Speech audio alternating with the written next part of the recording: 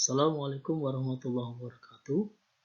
Anak-anak kelas 5, kita belajar PABP dengan tema saling menghargai.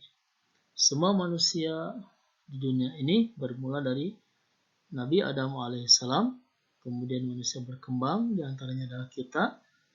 Allah Subhanahu wa Ta'ala menciptakan manusia itu dengan berbagai macam bentuk dan warna.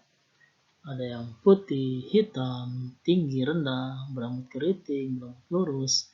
Semua tidak ada yang serupa. Demikian pula kehidupan manusia. Ada yang kaya, miskin. Bangsa Indonesia pun misalnya terdiri dari beragam suku, agama, dan adat istiadat. Lalu bagaimana kita hidup di tengah-tengah keberagaman itu? Tentu saja kita harus saling menghargai. Saling menghargai antara lain sebagai berikut sikapnya. Pertama, menghargai pendirian orang lain. Di dalam agama Islam terdapat sedikit perbedaan dalam beribadah. Misalnya dalam ibadah sholat, ada yang melakukan kunut dan ada yang tidak melakukan kunut. Semua itu tergantung kepada pendiriannya masing-masing. Kita harus saling menghormati pendirian saudara kita yang melaksanakan ibadah sholat dengan kunut ataupun dengan tidak kunut.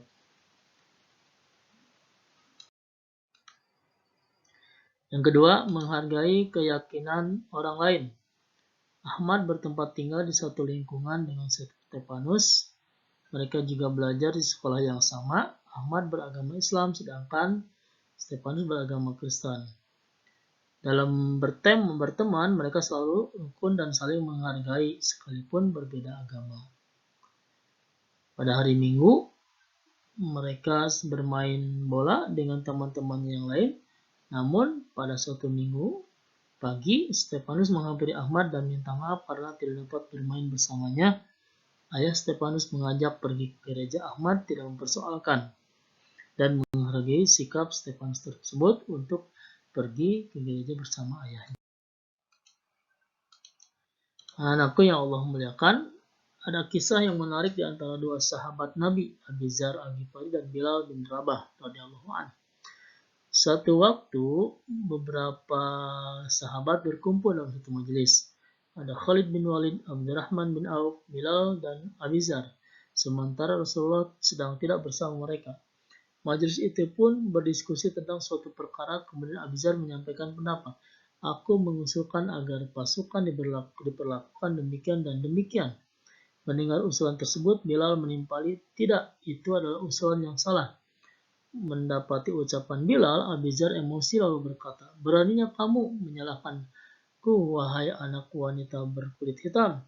La ilaha illallah, bercemilah engkau. Lihatlah siapa dirimu sebenarnya, sambut Abu Dzar.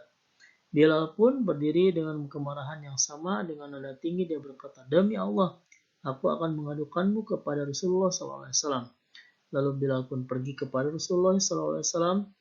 Begitu bertemu Rasulullah, Bilal berkata, wahai Rasulullah, maukah engkau mendengar apa yang telah dikatakan oleh Abu Dzar kepadaku? Rasulullah SAW menjawab, apa yang telah dikatakannya? Bilal berkata, dia telah berkata begini dan begitu. Mendengar jawaban Bilal, rona muka Rasulullah SAW berubah. Tidak lama kemudian tergopoh-gopoh Abu Dzar datang. Dia berkata, wahai Rasulullah, Assalamualaikum warahmatullahi wabarakatuh. Ketika itu Rasulullah sangat marah hingga dikatakan, kami tidak tahu apakah Nabi menjawab salamnya atau tidak. Nabi bersabda, wahai Abu Dzar, engkau telah menghinakannya dengan merendahkan ibunya. Dalam dirimu terdapat sifat jahiliyah. Dengan demikian, janganlah perbedaan pendapat menjadikan tali persaudaraan terputus, sebab tidak ada kemuliaan pada diri seseorang ketika merendahkan sesama, apalagi merasa diri yang paling benar untuk selanjutnya memaki-maki bahkan mencuti kehormatan sesama muslim. Sebaiknya berupaya agar tetap bisa saling merendahkan diri. Rasulullah SAW bersabda, tidaklah seseorang merendahkan diri di hadapan Allah, melainkan Allah akan mengangkat derajatnya. Demikian, Assalamualaikum warahmatullahi wabarakatuh.